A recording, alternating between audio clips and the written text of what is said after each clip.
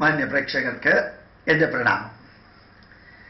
അടുത്ത കാലത്ത് ദിഗ്വിജയ് സിംഗും കപിൽ സിബലും അതുപോലെ കുറേ കോൺഗ്രസ് നേതാക്കന്മാർ മാത്രം, മറ്റൊരു പാർട്ടിയിലെയും ഒരു നേതാവും കാര്യമായിട്ട് മോദി ഗവൺമെന്റിനെ വിമർശിക്കുന്നതായിട്ട് കാണുന്നില്ല.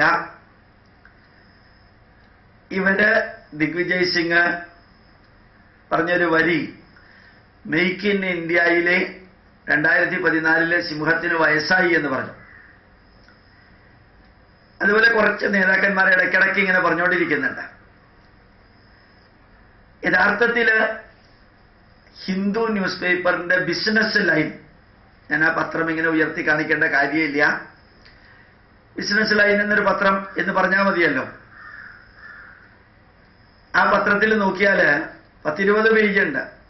എല്ലാ അഡ്വർടൈസ്മെന്റുകൾ മാറ്റിയാൽ ഈ ഭാരതത്തിൽ നടക്കുന്ന അസാധാരണമായ മാറ്റം, ഭാരതത്തിലെ ഡിജിറ്റലൈസേഷൻ, ജൻധൻ യോജന, അതുപോലെ ഗ്യാസ് കൊടുക്കുന്നത്, സബ്സിഡി വേണ്ടെന്ന് വെക്കുന്നത്, 2.5 ഗ്രാമപഞ്ചായത്തുകൾ, ബ്രോഡ്ബാൻഡ് 2.5 ലക്ഷം ഗ്രാമപഞ്ചായത്തുകൾ ബ്രോഡ്ബാൻഡുമായിട്ട് ബന്ധപ്പെടുത്തുന്നത്, വൈദ്യുതി എത്തിക്കുന്നത്,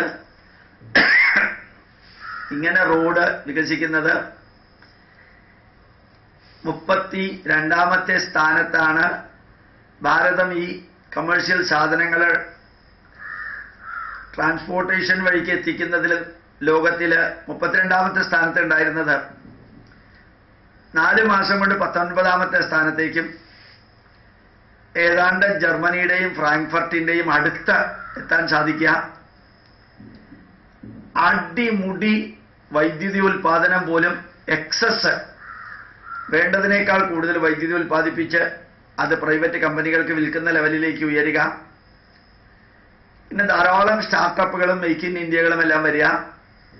ശ്രീലങ്കയും ബംഗ്ലാദേശും അഫ്ഗാനിസ്ഥാനും ഇറാനും സ്വിറ്റ്സർലൻഡും യൂറോപ്യൻ രാജ്യങ്ങളും അമേരിക്കയും ഇംഗ്ലണ്ടും ഓസ്ട്രേലിയയും ജപ്പാനും മ്യാൻമാർ, ബർമ്മ, കംബോഡിയ, സിംഗപ്പൂര് തുടങ്ങിയ രാജ്യങ്ങളുമായിട്ടുള്ള ബന്ധം അസാധാരണമായിട്ട് വികസിക്കുക.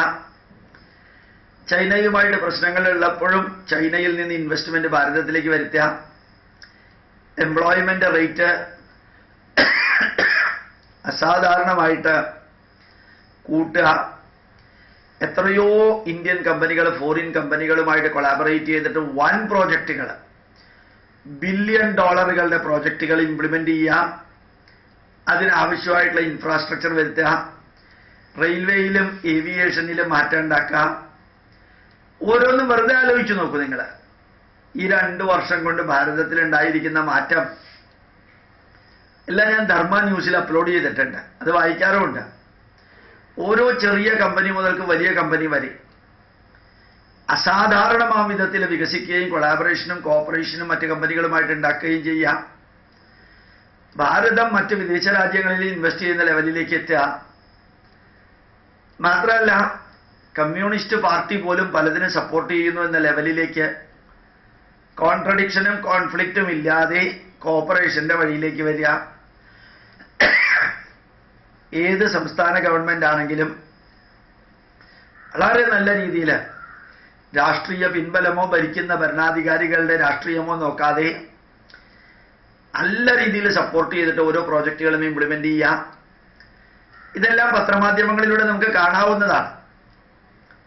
മിസൈൽ ടെക്നോളജിയിലും നമ്മുടെ ഡിഫൻസ് സാധനങ്ങൾ എക്സ്പോർട്ട് ചെയ്യുന്നതിലും നമ്മുടെ പ്രോഡക്റ്റുകൾ എക്സ്പോർട്ട് ചെയ്യുന്നതിലും നമ്മുടെ ഫോറിൻ റിസർവ് 363 ബില്യൺ ഡോളറിലേക്ക് കുതിച്ചുയർന്നതും, FDI ഓരോ മാസവും 4-5 ബില്യൺ ഡോളർ വരുന്നതും, ഇതെല്ലാം വായിച്ച് ഞാൻ ധർമ്മ ന്യൂസിൽ എഴുതി അപ്ലോഡ് ചെയ്യുന്നത് കൊണ്ടാണ് ഇതെല്ലാം എൻ്റെ മെമ്മറിയിൽ കുറച്ചെങ്കിലും ഉള്ളത്. ഇത്രയെല്ലാം നല്ലത് വരുമ്പോ എന്നിട്ടും കോൺഗ്രസിലെ കപിൽ സിബലും ഇതുപോലെയുള്ള ദിഗ്വിജയ് സിംഗിനെ പോലെയുള്ളവരും നിശ്ചിതമായിട്ട് വിമർശിക്കാം, നന്മകൾ കാണാത്ത വിധത്തിൽ. ശരിക്കും അഴിമതി കൊണ്ട് മുങ്ങിയ ഒരു ഗവൺമെന്റിനെ ഭാരത ജനത തൂത്തെറിയുകയാണ് ചെയ്തത്.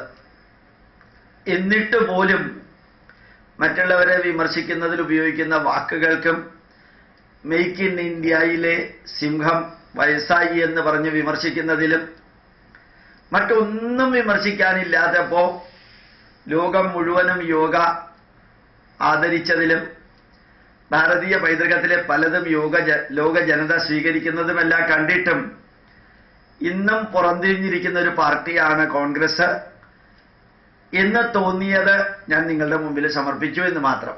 പ്രണാമം, നമസ്കാരം.